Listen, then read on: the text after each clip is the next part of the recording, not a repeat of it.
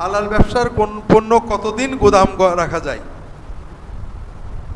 হাদিস শরীফে রাসূলুল্লাহ বলছেন লা ইয়াহতাকিরু ইল্লা খাতি, গুনাহগার ছাড়া কেউ পণ্য গোদামজাত করে রেখে দেয় না। এই হাদিসের আলোকে আলেমরা বিভিন্ন ব্যাখ্যা দিয়েছেন, যেগুলো গোদামজাত করে রাখলে দ্রব্যমূল্য বাড়ে, মানুষ ক্ষতিগ্রস্ত হয়, এগুলো গোদামজাত করা যায় না। স্বাভাবিক তো গোদামে রাখতেই হবে, স্বাভাবিক পণ্য আপনি কিনে গোদামে রাখবেন, এটা কোনো দোষ না। নিত্য প্রয়োজনীয় পণ্য এটা ওলামায়ে কেরাম 40 দিনের নীতি, 40 দিনে হাদিসটা জয়ীফ, 40 দিন রেখেছেন, এর বেশি রাখা যাবে না। আর যেগুলো নিত্য প্রয়োজনীয় নয়, মানুষের তেমন কাজে লাগে না, আপনি রেখে দিতে পারেন, এটাতে আশা করা যায় কোনো সমস্যা নেই। মেয়েরা কোর্টের মাধ্যমে এক তালাক দিয়ে অন্য কোথাও বিবাহ করলে তা কি বৈধ হবে?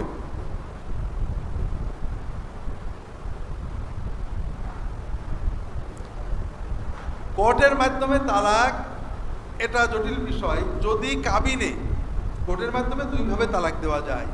একটা হলো বিবাহের সময় কাবিনে স্ত্রীকে তালাক দেওয়ার অথরিটি দেওয়া, অথরাইজেশন দেওয়া হয়, তাফউইদ দেওয়া হয়। এই ক্ষমতা স্বামী যদি দেয় কোনো শর্ত শারায়েত সহ বা ওপেনলি, স্বামীর দেওয়া শর্ত অনুযায়ী স্ত্রী নিজেকে নিজে তালাক দিতে পারবে। এই ক্ষেত্রে কোর্টের থেকে তিনি বলতে পারবেন আমার কাবিনের শর্ত অনুযায়ী আমি নিজেকে তালাক দিয়ে বিচ্ছিন্ন করে নিলাম। আর তালাক সবসময় এক তালাক দেবেন। 3 তালাক দিলে গুনাহ হয়, হারাম হয়, হক নষ্ট হয়, আর ব্যাক করার পথ থাকে না। এক তালাক দেওয়ার পরে ইদ্যত পালন হলে সেই মহিলা অন্যত্র বিয়ে করতে পারেন, বাইন হয়ে গেল। আর স্বামীও উভয় সম্মত হলে নতুনভাবে রিম্যারেজ করতে পারেন। আর যদি কাবিনে স্ত্রীকে অথরাইজেশন দেওয়া না থাকে, সেক্ষেত্রে কোর্টের মাধ্যমে, কেসের মাধ্যমে তালাক হতে পারে। অর্থাৎ মানে পারিবারিক আদালত বলা হয়। আপনি এটা শরিয়া সম্মত, শরিয়া নির্দেশিত। আপনি স্বামীকে যে কাজীকে, বিচারককে, ম্যাজিস্ট্রেটকে বলবেন আমার স্বামী আমার হক আদায় করে না, তখন ম্যাজিস্ট্রেট স্বামীকে তলব করবেন, স্বামীকে তার সাথে শুনানি হবে। যদি প্রমাণিত হয় স্বামী তার হক আদায় করেন না, ম্যাজিস্ট্রেট তখন বিবাহ বিচ্ছেদ করে দেবেন। ফাস্ক বলা হয়, বিবাহ বিচ্ছিন্ন, এটাও তালাক হয়ে যাবে। ফজর ও মাগরিবে সূরা হাশরের শেষ 3 আয়াত পড়ার ফজিলত কি? সূরা বাকারার শেষ 3 আয়াত পড়ার ফজিলত কি? ফজর সূরা হাশরের হাদিসটা একটু দুর্বল। হাদিসে আসছে যদি কেউ ফজরে এবং মাগরিবের পরে আউযু বিল্লাহি সামিল আলিম মিনাশ শাইতানির রাজিম 3 বার পড়ে সূরা হাশরের শেষ আয়াতগুলো পড়ে, তার জন্য আল্লাহর 70,000 ফেরেশতা দোয়া করে। হাদিসটা সনদগত দুর্বল। আর আমাদের দেশে যেটা পালন করা হয় এটা বেদাত। হাদিসে আসছে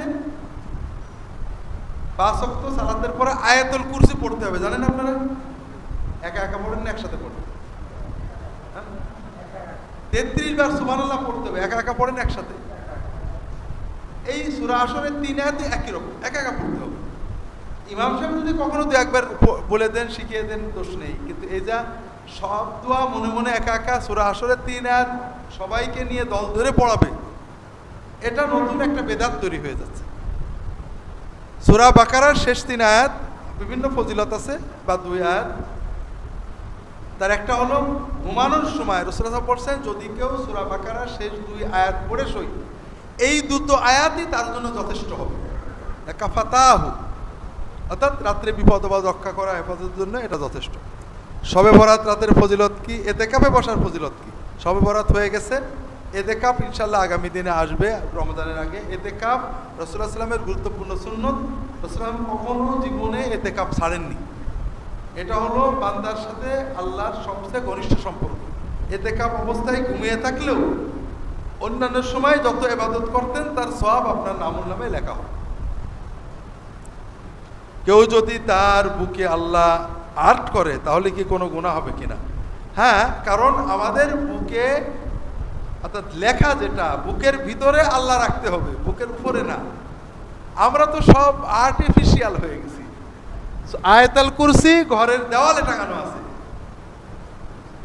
একেবারে এক পুরো কোরআন শরীফ ঘরের দেওয়ালে টাঙানো আছে, কিন্তু আমার মনের ভিতর নেই। লা ইলাহা ইল্লা আনতা সুবহানাকা ইন্নী কুনতু মিনাজ জালিমিন গাড়ির উপরে লেখা আছে, কিন্তু কিন্তু আমি মুখ দিয়ে বললাম না, এইটা তো ইসলাম বলিনি। ইসলাম বলছে তুমি মুখের ভিতরে বলো, বরকত পাবে, সওয়াব পাবে। আয়াতুল কুরসি ঘরে টানিয়ে রেখে ঘরের ভিতরে গান বাজাচ্ছেন, টিভি চালাচ্ছেন, সওয়াব হচ্ছে না গুনাহ হচ্ছে? এর সে সকালবেলা নামাজের পরে পড়তেন, পরে গান শুনতেন, গুনাহ হয়তো কম হতো, আয়াতুল কুরসিও বেয়াদব হতো না। জামাত শুরু হয়ে গিয়েছে, ইমাম সাহেব সূরা ফাতিহা পড়া শুরু করে দিয়েছেন। আমি উপস্থিত হলাম, আমি সানা পড়বো কিনা। যদি জোরে কেরাত পড়া হয়, সানা না পড়াই উচিত, তখন কেরাত শোনাটাই আমাদের দায়িত্ব। আহলে হাদিস, লামাজাবি, সালাফি, মাযহাবি এগুলো নিয়ে প্রচণ্ড দ্বিধাদ্বন্দ্বে আছি। বুঝিয়ে বলবেন কি কোনটি সঠিক। আমাকে তো বিপদে ফেললেন ভাই। আমি একজন গোলালু মানুষ, সবাই জানে। আমার কতগুলো মানদণ্ড আছে। একটা হলো লা ইলাহা ইল্লাল্লাহ, আর একটা মুহাম্মাদুর রাসূলুল্লাহ। এই দুটো যাদের ভিতরে পাবো, হানাফি, আহলে হাদিস, মাযহাবি, লামাযাবি, এটা নিয়ে আমার মাথা ব্যথা হয় না, সবাই ঠিক। যতক্ষণ একটা মানুষ ইসলামের গণ্ডিতে আছে, কোরআন অস্বীকার করে না, কোরআনের বাইরে যায় না, রাসূলুল্লাহ সুন্নাত অস্বীকার করে না, এর বাইরে যায় না, সে কোন দল করলো, কোন মাযহাব করলো, করলো না, এটা আমি বিবেচনা করতে আমার কষ্ট লাগে। একজন দাড়ি রেখেছে, দাড়ি কি আহলে হাদিস হুজুরের কাছে শুনে রেখেছে, না পীর সাহেব শুনে রেখেছে, না হানাফি মাযহাব অনুযায়ী রেখেছে, না শাফিঈ, এটা আমার ব্রেনে আসে না। আমি তো নবীর দাড়ি দেখলে ভালো লাগে। আপনি কথা বুঝতে পেরেছেন? একজন নামাজ পড়ছে, রুকু করছে, সেজদা করছে, সেই নামাজটা হানাফি কায়দায় না আহলে হাদিস কায়দায়, শাফিঈ, এটা আমার এত মাথা ব্যথা হয় না।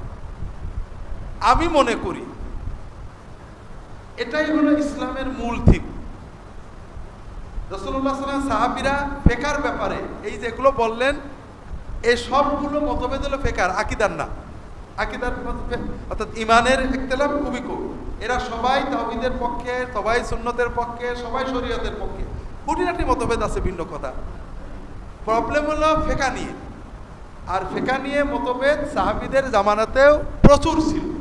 কেউ 3 রাকাত বেতন পড়েছেন, কেউ 1 রাকাত পড়েছেন, কেউ রফল এদেন করেছেন, কেউ করেননি। কিন্তু এগুলো নিয়ে কোনো ঝগড়া ছিল না। তাবেঈনদের যুগে কথা হতো, আপনি এটা করেন কেন? আমি করি, আমার দলিল বলেছি। অন্যের কর্মটাকে খণ্ডন করেননি কেউ। কেউ রফাদেন করতেন না, আপনি কেন করেন না? ভাই আমার এই হাদিসটা আছে, আপনি করেন, আপনার নামাজ হয় না, এটা কখনো তারা বলেন। আমাদের প্রবলেম হচ্ছে যে আমরা অন্যের মতটাকে মোটেও মানতে রাজি না। এটাতে আমার কষ্ট লাগে, আপনাদের লাগে কিনা আমি জানি না। আর আমি মনে করি এই যে হানাফি মানে আহলে হাদিস খারাপ, আহলে হাদিস মানে হানাফি খারাপ, তাকলিদ করলে সে মুশরিক, অথবা আহলে হাদিস হলে সে ইহুদি, এই জিনিসগুলো প্রথমত ঠিক কথা না, দ্বিতীয়ত ইসলাম বিরোধী কথা। এখন আমি একা বলে তো লাভ নেই, উলামায়ে কেরাম যেটা বলবেন আপনারা সেটাই করবেন। তবে আমরা যেটা দেখতে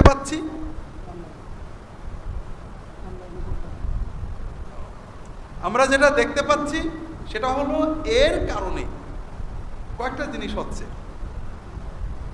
একটা হলো এদেশে একসময় শিরক বেদাতের বিরুদ্ধে আলেমরা বলতেন না, কোন পীর সাহেব আবার ভণ্ড পীরেদের বিরুদ্ধে অ্যাকশন নিতেন, মনে আছে আপনাদের?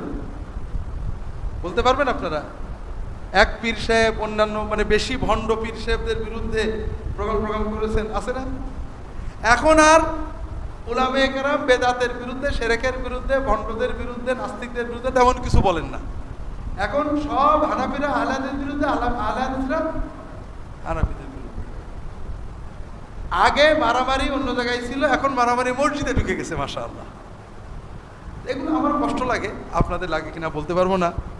এই জন্য ভাইয়েরা, আর আমরা এগুলো করে আমি আমাদের বন্ধুদেরকে বলি, এই ঝগড়াগুলো গত 15-20 বছর বাড়ছে, ঠিক না? বাড়ছে কেন জানেন? এটা হলো গ্লোবালাইজেশনের কারণে। ডিশ আসছে, ইন্টারনেট আসছে। আপনার গ্রামে, আপনার শহরে 20 বছর আগে কোনো প্যান্ট জিন্স পরা মেয়ে ছিল না, ছিল নাকি? এখন আছে না? আছে তো? আপনার বাধা দেন, প্রতিবাদ করেন, কিছুই করেন। কোথা থেকে আসছে এগুলো? ডিশ থেকে, ইন্টারনেট থেকে। ঠিক তেমনই ইন্টারনেট, ডিশের মাধ্যমে 90%, 99% খারাপ আসছে। একটা ভালো আসছে যে ডিশে ইন্টারনেটে ইসলাম নিয়ে লেখালেখি হয়, কথা বলা হয়, লেকচার হয়। আমাদের দেশের অনেক মানুষ এগুলো দেখে, মক্কার নামাজ দেখে। আগে নামাজ পড়তো না, মক্কার নামাজ দেখে দেখে নামাজের শখ হয়েছে। মক্কায় রফাদিন হয় না, হয় না, হয় না, হয় না। স্বভাবতই ও মক্কা দেখে নামাজ শিখেছে, ও রফাদিন করবো। আসলে নামাজ এটা তো কিছুই না। ও নামাজ পড়তো না, মক্কা দেখে দেখে নামাজ পড়তো। আমি মক্কায় জোরে, ও জোরে বলে। আমাকে একজন বলছেন যে ভাই আমি অত শত বুঝি না, মক্কা মদিনায় আমল দেখে তাই করি, ও তো আলে হাদিস ফাদিস আমি কিচ্ছু বুঝি না। এখন আমরা এটাকে ঠেকিয়ে রাখতে পারবো না, আমাদের সহনশীল হতে হবে। যতক্ষণ লোকটা সহি কোনো সুন্নতের ভিতরে আছে, ঝগড়া করা যাবে না। যারা উভয় পক্ষেরই সমান দোষ আছে, একজন রফুল আদিন করছেন অথবা জোরে আমিন বলছেন, তিনি এটা শিখেই প্রথম কথা আসছে তোমাদের কারণ নামাজ হচ্ছে না। এটা খুবই আপত্তিকর কথা, এটা হাদিস বিরোধী কথা, এটা ইমান বিরোধী কথা। যে রফদেন না করলে, জোরে আমিন না বললে নামাজ হবে না, ওটাও ঠিক কথা। আবার একজন লোক তার মসজিদে লোকে নামাজ পড়ছে, রুকু সেজদা ঠিক হচ্ছে না, তার কোনো প্রতিবাদ করছে না, কিন্তু রফদেন করলে মসজিদ থেকে বের করে দিচ্ছে। এই প্রান্তিকতার মাধ্যমে আমরা লাভ করতে পারিনি। গত 20 বছরে আমাদের দেশের ওলামায়ে কেরাম আলে হাদিসের বিরুদ্ধে, লামাজাবের বিরুদ্ধে, ওয়াহাবিদের বিরুদ্ধে কয়েক কোটি কথা বলেছেন, লিখেছেন। তাতে কি এমন কোনো ঘটনা আছে কিনা যে একজন মানুষ এই কয়েকশো কোটি না কয়েকশো কোটি কথা বলা হয়েছে, ভিডিও সিডি অনেক কিছু গালির দৌড় পড়ে গেছে।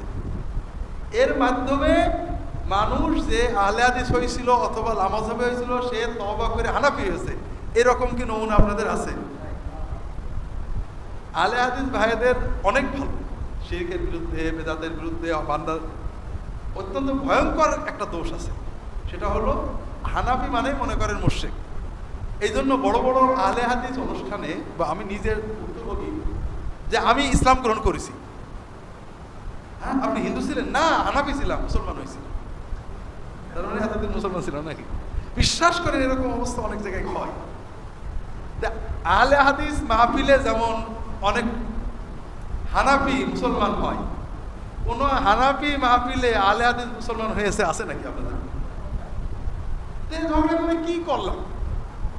এর চেয়ে যদি আমরা তাদের খারাপটাকে খারাপ বলতাম, যে ভাই আপনাদের রফুল ইয়াদাইনটা নাজেজ না, কিন্তু রফুল ইয়াদাইন না করলে নামাজ হবে না, এটা অন্যায় কথা, হাদিস বিরোধী কথা। কোনো হাদিসে নেই যে এটা হবে না, এটা ইসলাম বিরোধী কথা। আপনি ওইখানে বলেন, খারাপটুকে খারাপ বলেন, তারা তাদেরটা সহ খারাপ থেকে মুক্ত হোক, আলহামদুলিল্লাহ।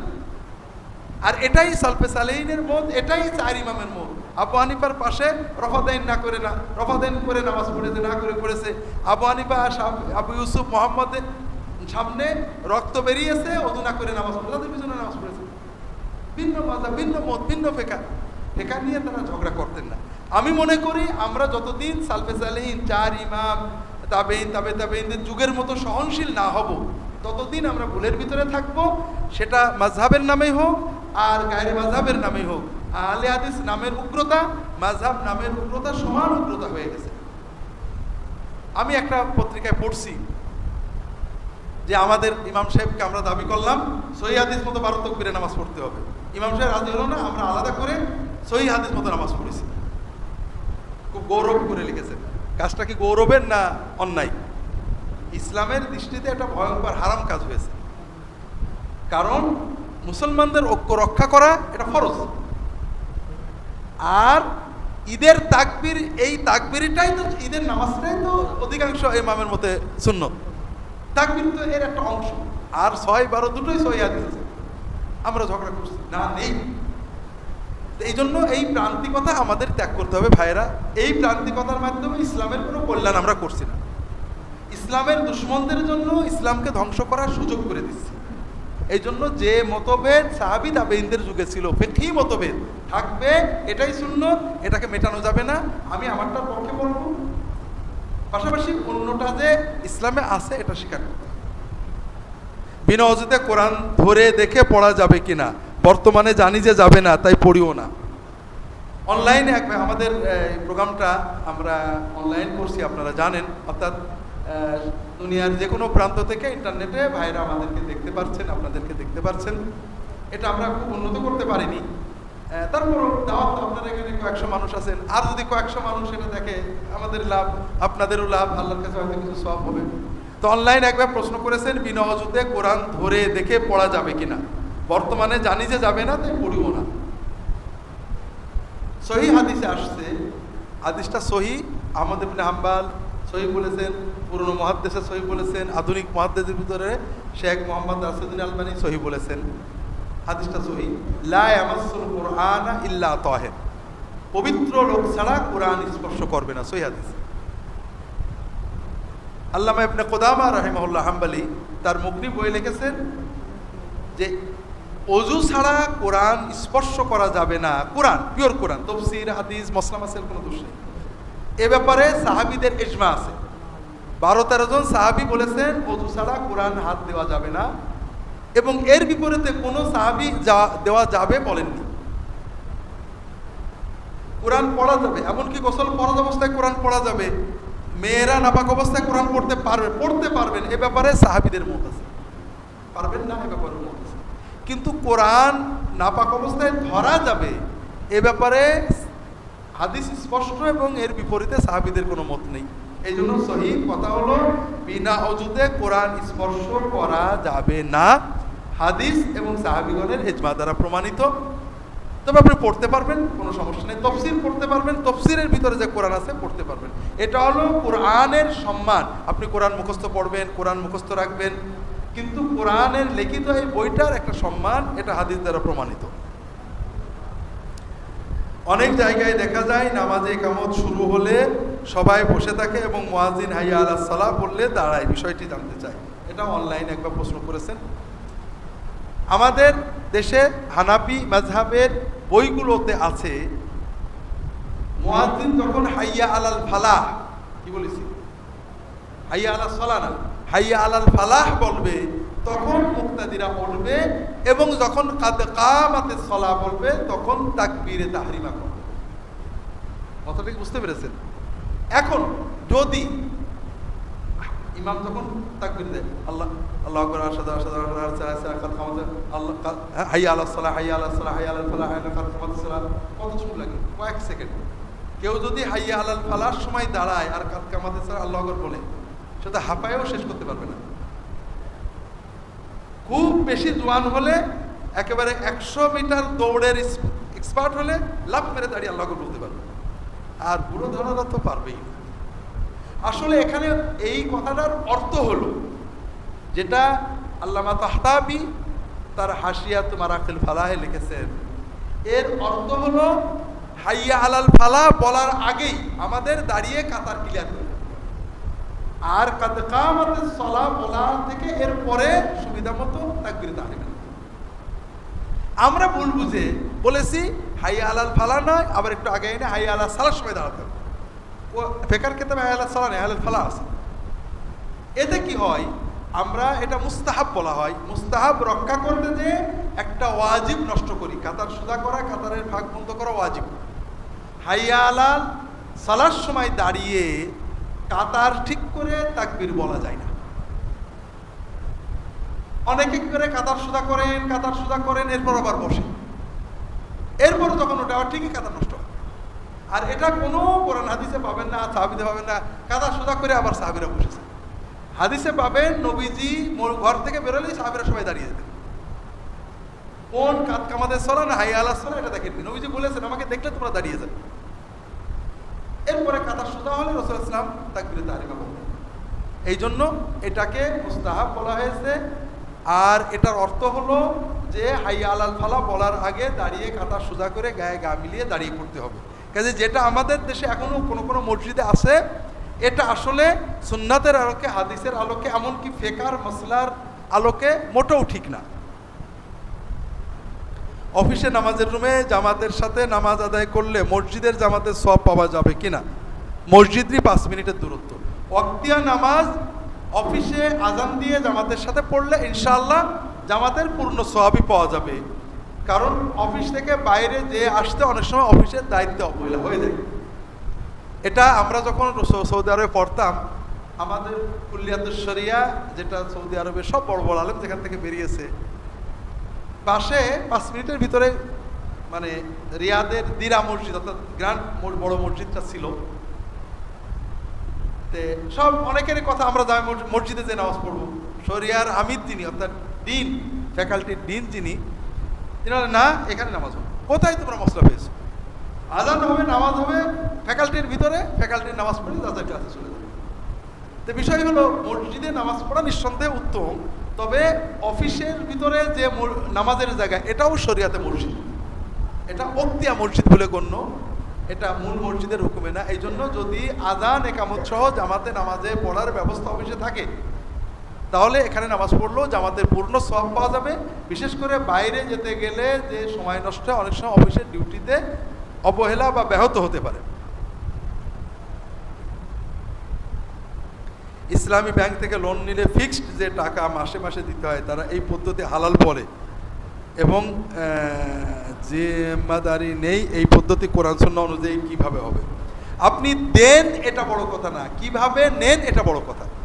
আপনি যদি টাকা নিয়ে টাকা দেন, ফিক্সড দেন আর অফিক্সড দেন সবই হারাম। সুদ হলো টাকার বিনিময়ে টাকা বাড়ানো।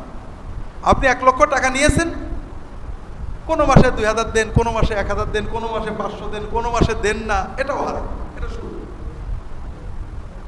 বিষয়টা হলো আপনি যদি পণ্যের বিনিময়ে টাকা বাড়ায়, ইসলামী ব্যাংকিংয়ের যে মূল থিম, কোনো ব্যাংক মানে কোনো ব্যাংক মানে না, এটা ভিন্ন কথা।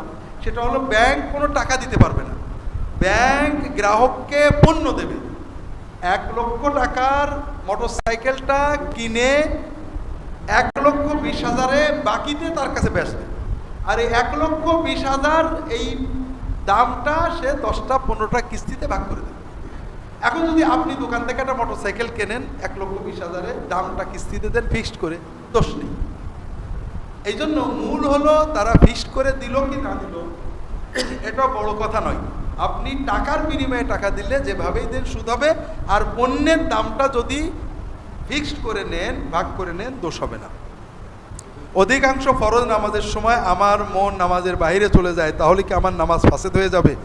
নামাজের ভিতরে মন বাইরে গেলে ফাসেদ হবে এটা ঠিক কথা না। আমি পরে বলছি আমার নামাজে ফাসেদ হয় তাহলে আমার কি করণীয়। জি, নামাজের ভিতরে মন বাইরে যাওয়া এটা সাহাবীদের ঘটত। সাহাবীরা এসে বলেছেন, নবীজি কখনোই বলেননি যে নামাজ নষ্ট হয়, তিনি বলেছেন নামাজ মনোযোগ দেওয়ার চেষ্টা করো। দোয়া শিখিয়েছেন, আমল শিখিয়েছেন। প্রথম কথা হলো বান্দার সাথে আল্লাহর বিজনেসটা সাধ্যের ভিতরে। আপনি সাধ্যের ভিতরে মন বসানোর চেষ্টা করেন, মন যাবে। সাহাবীরা বললেন, ইয়া রাসূলুল্লাহ, আমরা নামাজে দাঁড়ালেই কোথায় মন চলে যায়। নবীজি বললেন, একটা শয়তান আছে, তার নাম কিনজিব। নামাজে দাঁড়ালেই যে কথা কোনোদিন মনে পড়ে না, ওই বাজারের কথা, পুরনো কথা মনে করে দেয়। তুমি যখন এরকম হবে তখন আউযু বিল্লাহি মিনাশ শাইতানির রাজিম বলে বাম দিকে 3 বার থুক দিবে, তাহলে সে চলে যাবে। সাহাবী এমন করে ফায়দা পায়। খুব ভালো করে বলতেন, নামাজরত অবস্থায়, নামাজ পড়ার ভিতরেই আপনি এটা করবেন। দ্বিতীয় কথা হলো, নামাজে মনোযোগ নষ্ট হলে সওয়াব নষ্ট হয়, নামাজ ফাসেদ হয় না। আপনি সওয়াবের পূর্ণতার জন্য মনোযোগের চেষ্টা করবেন। মন বসানোর খুব সহজ 2টো কাজ আছে। একটা হলো নামাজে আপনি যা পড়েন এটার অর্থ বুঝে নেবেন, অর্থের দিকে লক্ষ্য রেখে পড়বেন। আর দ্বিতীয় হলো নামাজে সবকিছু গতানুগতিক পড়বেন না, অল্টারনেট করবেন। কম্পিউটারাইজ নামাজ পড়বেন না। কম্পিউটারে সুইচ টিপলে বুট হয়ে উইন্ডোজ খুলে যায়, ওর সব কিছু ফিক্সড। এইরকম নামাজে মন বসে না।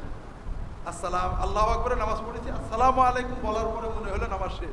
মাঝে ইমাম কি করেছে মনে নেই, নিজে কি করেছে মনে নেই, কারণ অত নামাজে অল্টারনেট করতে হবে। অর্থাৎ নামাজের ছানা শুধু সুবহানাকা আল্লাহু পড়বো তা না, আমরা বিভিন্ন অজ্জাত ওয়াজিলিল্লাহ বিভিন্ন ছানা মুখস্থ করবো, অন্তত 2-3টে নিয়ত করে নেবো। আজকে ফরজে এটা পড়বো, সুন্নতে এটা পড়বো, কালকে আমরা সূরাগুলো একটু অল্টারনেট করবো। আমরা রুকু সেজদার তাসবিহাতগুলো অল্টারনেট করবো। সেজদায় নিয়ত করে নেবো, এই নামাজে 4 রাকাত নামাজে 8টা সেজদা, আজকে আমি আল্লাহর কাছে 8টা জিনিস চাবো, নবীজির 8টা দোয়া পড়বো, প্রত্যেক রাকাতে একটা করে দোয়া পড়বো। এরকম সচেতন হয়ে আজকে আল্লাহর কাছে এই 4 রাকাত নামাজে এই 4টে জিনিস চাবোই চাবো, নিয়ত করে পড়েন, দেখবেন ইনশাআল্লাহ নামাজে 12 আনা মনোযোগ বসে। কোনো ব্যক্তি বাথরুমে আসছে এমন সময় মনে জিনের ভয় সৃষ্টি হয়, তাহলে কি আয়াতুল কুরসি পড়তে পারবে? বাথরুমে যদি বা মলমূত্র ত্যাগের অবস্থায় থাকে সে কোরআন পড়বে না। তবে জিনের ভয়ের বড় ঔষধ আছে, সেটা হলো রাসূলুল্লাহ সাল্লাল্লাহু আলাইহি ওয়াসাল্লাম বলেছেন, সাতরু মা বাইনা আল জিন্নি ওয়া আওরাতিন নাসি বিসমিল্লাহ। কেউ যদি বিসমিল্লাহ বলে এরপরে কাপড় বলে, জিনেরা তার সতর দেখতে পারে না। এই জন্য বাথরুমে যাওয়ার আগে দরজার বাইরে দাঁড়িয়ে কি বলবেন? বিসমিল্লাহ। এরপরে বলবেন আল্লাহুম্মা ইন্নী আউযু বিকা মিনাল খুবসি ওয়াল খাবাইথ। আল্লাহ, আমি বেটা জিন, বেটি জিন, নাপাক জিন, নাপাক অপবিত্রতা থেকে তোমার কাছে আশ্রয় নিয়ে গেলাম। বিসমিল্লাহি আল্লাহুম্মা ইন্নী আউযু বিকা মিনাল খুবসি ওয়াল খাবাইথ। এই কথা বলে আপনি বাথরুমে ঢুকবেন, জিনের ভয় আসবে না। আসলে বুঝবেন যে শয়তানের ওয়াসওয়াসা, জিনের বাপের সাধ্য নেই আপনার কাছে আসার। আজানের সময় কি সালাম দেওয়া যাবে? কোনো ব্যক্তি ওযু করছে তাকে কি সালাম দেওয়া যাবে? জি। আজানের সময় কথা বলা যাবে না, এটা ঠিক না। আজানের সময় আজানের উত্তর দেওয়া মুস্তাহাব। আপনারা উত্তরের পাশাপাশি সালাম দিতে পারেন, সালামের উত্তর দিতে পারেন। আর ওযু অবস্থায় কথা বলা যায় না, এটাও ঠিক না। ওযু অবস্থায় সালাম দেওয়া যায়, সালামের উত্তর দেওয়া যায়। চন্দননগরে ফাঁসি দেওয়া মানুষও 3 দিনের খানা করে, ফাঁসি দেওয়া মানুষের জানাজা পড়া যাবে কি? ভারতে এখন বিষয় হলো, সে নাই ফাঁসি দিল, আমার পাওনাটা লাগবে না? আমাদের একটা পাওনা আছে না? পাওনা কি? ছেলের বিয়ে দিয়েছে, দাওয়াত দিইনি, খানা করিনি। মেয়ের বিয়ে দিয়েছে, দাওয়াত দিইনি, খানা করিনি। চাকরি পেয়েছে, দাওয়াত দিইনি। মরিয়ে গেছে, এত বড় সুসংবাদ, তাও যদি না খানা খাওয়াই, এর চেয়ে হতভাগা আছে নাকি? কাজে একজন মরে গেলে আমাদের একটা পাওনা আছে, কি? খানা। তার এই যে কারোর ছেলের বিয়ের একটা পাওনা থাকে, কি? আমরা বলি না যে মিষ্টি খাওয়াইলে না? বিয়েতে মিষ্টি পাওনা থাকে, ছেলের বিয়েতে মিষ্টি পাওনা থাকে। তবে সবচেয়ে বড় মিষ্টি পাওনা হয় কিসে? মরে গেলে। তো সে নাই ফাঁসিতে মরেছে, মরুগে যাক, আমাদের খানা তো আর মিস হওয়া উচিত। কি করবে? এটা হলো সামাজিক লোকাচার। যাই হোক, ফাঁসিতে মৃত ব্যক্তির জানাজা অবশ্যই হবে এবং তার জন্য দোয়া ইত্যাদিগুলো, অর্থাৎ ফাঁসি যিনি নিজে গলায় ধরে নিচ্ছেন না, তাকে ফাঁসি দেওয়া হচ্ছে, মৃত্যুদণ্ড দেওয়া হচ্ছে, ওই ব্যক্তির জানাজা হবে এবং ওই ব্যক্তির জন্য দোয়া হবে। দুটো কারণে, তিনি যদি অপরাধী হন, শাস্তির মাধ্যমে তার মাফ হয়ে গেছে। রাসূলুল্লাহ সাল্লাল্লাহু আলাইহি ওয়াসাল্লাম শাস্তি দিয়েছেন যাদের, তাদের জানাজা পড়েছেন, তাদের জন্য দোয়া করেছেন। এই জন্য ফাঁসি হলে জানাজা হবে না, এটা গলত কথা। কেন জানাজা হবে না? গ্রামের লোকেরা কিছু হলে হুজুরের কাছে গিয়ে তাবিজ নিয়ে আসে। তাবিজ গায়ে দেওয়া কি শিরক? কোনোভাবেই তাবিজ গায়ে দেওয়া কি জায়েজ? একটু বলবেন। এই যে গ্রামের লোকেরা কিছু হলে হুজুরের কাছে তাবিজ নাই, এটা সবার জন্যই উপকার। তাবিজ কেউ তো ফ্রি নেয় না, ফ্রি নাই।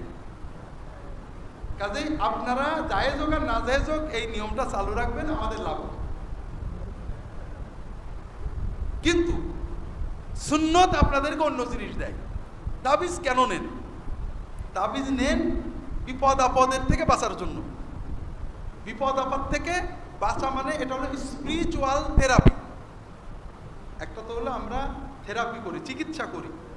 আমরা গায়ে ব্যথা হলে টিপে টুপে গরম পানি দিয়ে যেটা করে সেটাকে কি বলে? Physio therapy. আর এটাকে বলে স্পিরিচুয়াল থেরাপি, অর্থাৎ আমাদের আত্মাকে টিপে টুপে ব্যথা ট্যাথা সেরে জোরালো করা। আত্মার জোর হয় 2 ভাবে। গাছ, একটা গাছ আছে না, গাছের মূল জোর হলো শিকড়ে। যে গাছের শিকড় মজবুত সে গাছ তো ঝড়ে পড়ে না। আর যে গাছের শিকড় দুর্বল, ঝড়ের ভয় থাকলে কি দেওয়া লাগে? কি দিতে হয়? পেলা দিতে হয়। মাশাআল্লাহ। জোর 2 ভাবে হয়, একটা হলো শিকড়ে, একটা হলো পেলাই। আত্মার জোর মূলত হয় আপনি যখন আল্লাহর জিকির করবেন নিজে।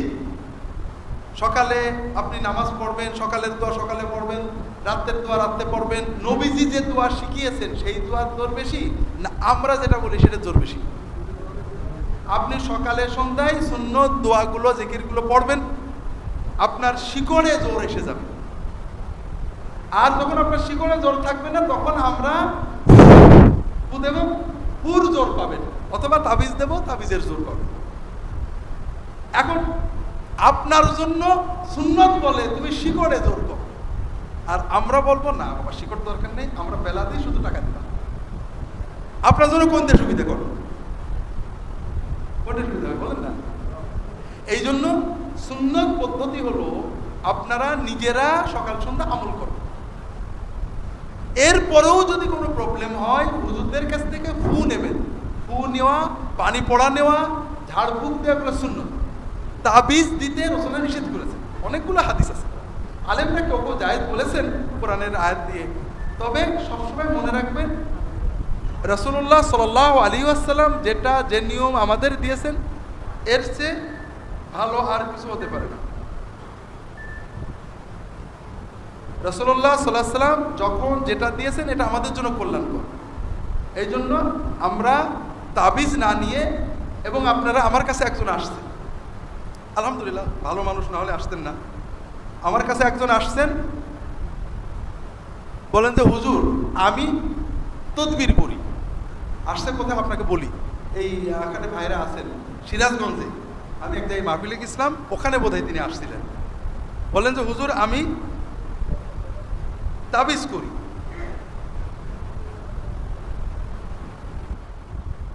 তদবির করি, আমার তদবিরে খুব ভালো কাজ হয়, কিন্তু ইন্টারনেট থেকে আপনার দুটো ভিডিও নামিয়ে তো আমি বিপদে পড়ে গেছি। হুজুর কি করবো? বলে দেখেন করবেন কি তো ক্লিয়ার। আলেমরা তাবিজ অনেকে জায়েজ বলেছেন, হাদিসে নিষেধ আছে। আপনি করলে ঘুরিয়ে ফেলে করবেন, বলে না হুজুর আমি সুন্নত চাই। বলে তাহলে পানি পড়া, তেল পড়া, ফু দিয়া এগুলো করবেন, তাবিজ দেবেন না। উনি একটা মজার কথা বলেছেন, হুজুর সবচেয়ে বেশি তদবির আছে এই স্বামী স্ত্রীর গোলমাল নিয়ে। কথা বুঝেন নি? দেখুন বাস্তব কথা। সুন্নত কি বলে? সুন্নত মতো আমল করেন, সুন্নত মতো স্বামীর সাথে সম্পর্ক করেন, সুন্নত মতো স্ত্রীর সম্পর্ক করেন, সুন্নত মতো উভয় রাত্রে 2 রাকাত তাহাজ্জুদ পড়েন, স্বামী স্ত্রীর মিল থাকবে, তদবির লাগবে না। কিন্তু সেক্ষেত্রে আমাদের লস হয়ে যাবে, কারণ টাকা বেশি দেওয়া হয় কোন তদবিরে? এই স্বামী স্ত্রীর তদবির। স্বামী কোটিপতি আসে আমাদের কাছে আছে দোয়া নিতে, আমরা তাবিজ দিই না তো, দোয়া টোয়া নেই, পয়সা দেয় না, আমি কইটা দিয়ে দিই আর কি। এই জন্য তাবিজ আপনারা ব্যবহার করবেন না, বরং দোয়া ব্যবহার করবেন, নিজে দোয়া পড়বেন। এরপরেও কিছু যদি সমস্যা হয় আলেম উলামা নেককার বুজুর্গদের কাছ থেকে পানি পড়া নেবেন, তেল পড়া নেবেন, কালো জিরে মধু পড়ে নেবেন, এবং ফু নিয়ে আসবেন, মাঝে মাঝে দিয়ে ফু নিয়ে আসবেন, নিজেরা আমল করবেন, ইনশাআল্লাহ অনেক বেশি উপকার হবে। সুরমা ব্যবহার করা সুন্নত এই মর্মে হাদিসগুলো আছে, তা ঠিক কিনা? হ্যাঁ, সুরমা ব্যবহার করা ব্যাপারে হাদিস আছে, তবে বর্তমানে পিওর সুরমা পাওয়া কঠিন, কাজে এ ব্যাপারে সতর্কতা। চোখে যেহেতু দেওয়া হয়, সুরমা রাসূলুল্লাহ ব্যবহার করতেন ইসমিদ, একটা স্পেশাল সুরমা। এই জন্য সুরমার ভিতরে আজকাল সব কিছুতে ভেজাল, চোখে দেওয়ার বিষয় তো, কাজে একটু সচেতন হতে হবে। সূরা বাকারার 138 ও 238, 239 নম্বর আয়াতে সালাতের কথা বলা হয়েছে, অথচ এর আগের ও পরের আয়াতগুলিতে বিবাহ সংক্রান্ত আলোচনা, মাঝে সালাতের কথা কেন আসলো? কোরআন করিমের এটাই বৈশিষ্ট্য যে কোরআন করিম জীবনের সাথে জড়িত। একজন মানুষ একবারা কোরআনে যদি পড়ে, ইসলামের পরিবার, সমাজ, রাষ্ট্র, ইবাদত বন্দেগী সব পেয়ে যাবে। প্রতিদিন সালাতের নামাজের ভিতরে যতটুকু পড়ে ইসলামের মৌলিক সব দিক এসে যাবে। এই জন্য কোরআনে জীবনের সব বিষয় বারবার বিভিন্নভাবে বলা হয়েছে। একটা ব্যক্তি একবারা কোরআন পড়ুক, 10টা ছোট সূরা পড়ুক, যেটাই পড়ুক না কেন, যেন জীবনের মৌলিক বিষয়গুলো ঘুরিয়ে ফিরে কম বেশি টাচ পেয়ে যায়। আমাদের এলাকায় কোনো আলেম নেই, আমি জানতে চাই রাসূলুল্লাহ সাল্লামের কোন সুন্নাত চালু করলে তার ফায়দা কি? রাসূলুল্লাহ সাল্লাল্লাহু আলাইহি ওয়াসাল্লামের কোনো মৃত সুন্নত জীবিত করলে যে ব্যক্তি করবেন ইনি তো পাবেনই, আর এই সুন্নাতের উপরে যত মানুষ আমল করবে সবার সমপরিমাণ সওয়াব পাবেন। সর্বোচ্চ তিরমিজির একটা হাদিস আছে আনাস ইবনে মালিক রাদিয়াল্লাহু আনহু থেকে, সনদগত কিছু কিলোকাল আছে, তিরমিজি হাসান বলেছেন, মান আহিয়া সুন্নতি ফাকাদ আহাব্বানি ওয়া মান আহাব্বানি কানা মাই ফিল জান্নাহ। যে ব্যক্তি আমার সুন্নতকে জীবিত করবে, জীবন্ত করবে, সে আমারই মহব্বত করলো এবং আমার সাথেই সে জান্নাতে থাকবে।